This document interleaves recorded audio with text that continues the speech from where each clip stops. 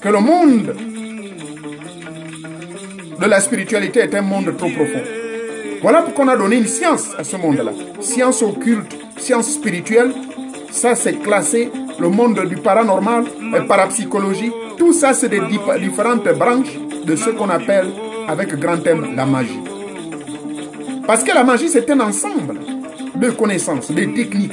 Une fois vous les avez acquises, vous les maîtrisez, vous devenez le prêtre. C'est pour cela qu'on dit la définition de magie vient de prêtrise, excellence. Ok? Maîtrise, excellence. La mise en application des principes est préétablis par Teta Mongalibanga Bangakan, créateur de l'univers. Et vous appliquez cela pour 4 raisons. Transmettre l'amour, lequel amour n'a aucune limite. L'amour de la pitié sans condition. L'amour qui passe au-delà de tout, de la constance, de l'acceptance, de la tolérance et surtout de la miséricorde. Ensuite, deuxième qualité, c'est également ce pouvoir vous permettra d'établir la justice. Rétablir la justice pour ceux qui sont opprimés, pour ceux qui sont plus malins, qui se croient au-dessus des autres, qui veulent piétiner les plus faibles. Donc par ces pouvoirs de la magie, vous allez établir cette quatrième, comment dirais-je, ce deuxième pouvoir qui désormais est entre vos mains. Le pouvoir qu'on appelle la justice. Et après la justice, vous allez ajouter un troisième pouvoir. C'est le pouvoir du pouvoir. Une fois que vous avez cette capacité de transmettre l'amour, d'établir la justice entre les bons et les méchants, et de mettre l'équilibre de l'arbre kabbalistique, de l'équilibre de l'arbre de la connaissance du bien et du mal. Vous passez donc au pouvoir. Vous avez entre vos mains un pouvoir. Mais lequel pouvoir n'est pas un pouvoir seulement du verbe, mais c'est un pouvoir qui est multidimensionnel, où tous les 4 éléments, les génies des 4 éléments répondent à vos appels. Les génies des 4 éléments sont soumis à votre pouvoir. Et même, tous les 5 règnes, tous ces esprits-là, tous ces élémentaux, toutes les entités, les égrégores religieux, les égrégores chrétiens, les égrégores musulmans, les égrégores bouddhistes, les égrégores je ne sais quoi, tous ces esprits sont sous vos contrôles. Et vous avez donc le bâton de pèlerinage. La troisième branche qu'on appelle le pouvoir. Une fois que vous avez ce pouvoir entre vos mains, c'est fini. Vous arriverez maintenant au 4e, qu'on appelle la paix. Parce que la paix, c'est cet état d'esprit.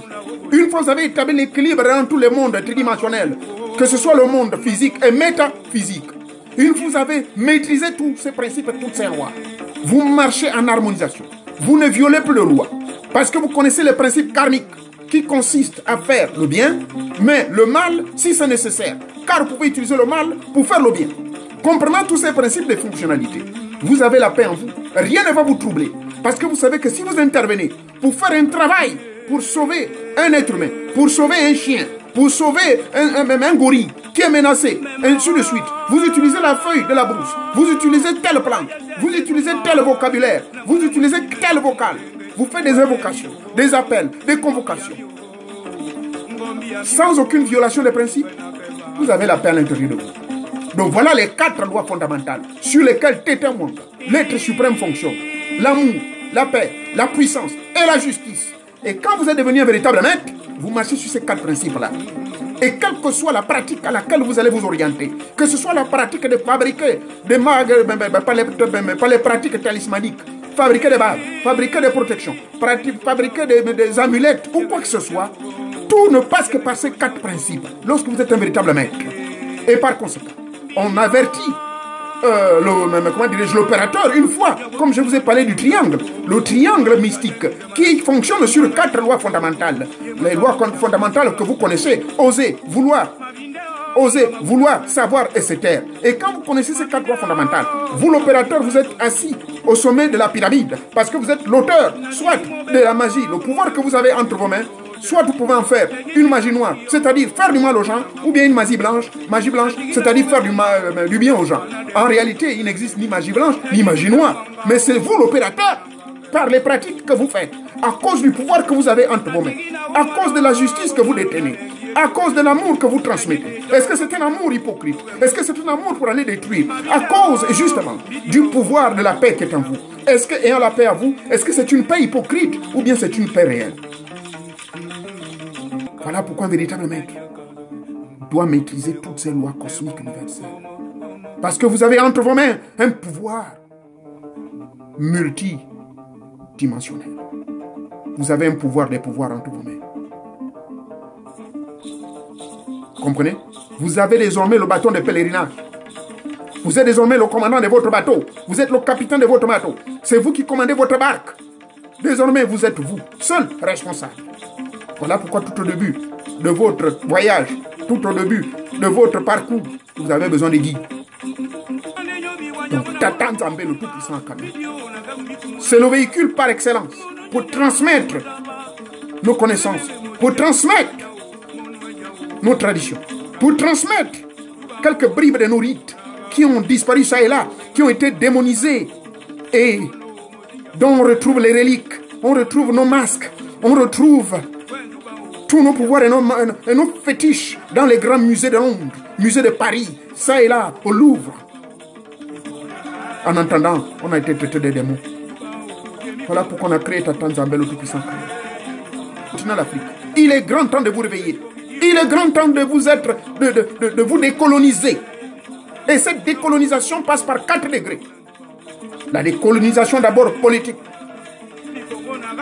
Et vous connaissez l'histoire, je peux vous ramener dans ces souvenirs amers de l'esclavage. Il faut donc cette décolonisation. Et cette décolonisation est également une décolonisation économique. Donc politico-économique. Et vont ensemble. Ensuite, la décolonisation religieuse. Les religions qui nous ont été imposées par des dieux fabriqués ça et là. Donc voilà pourquoi je parle de la décolonisation sous 4 degrés. Décolonisation politique, économique, religieuse et spirituelle et mystique. D'où la création donc de Tata Nzambe, le Tout-Puissant. Mais le véritable éveil de votre conscience individuelle et universelle, ça ne passe pas par des enseignements ésotériques.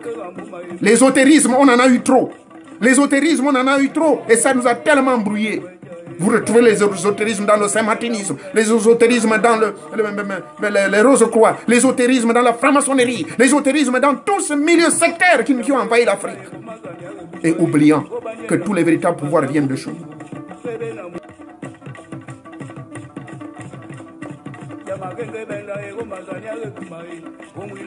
Voilà le message autour duquel s'articulent mes prochains séminaires. L'éveil de votre conscience. Ça ne passe pas par des histoires ésotériques, mais ça va passer par la véritable connaissance spirituelle.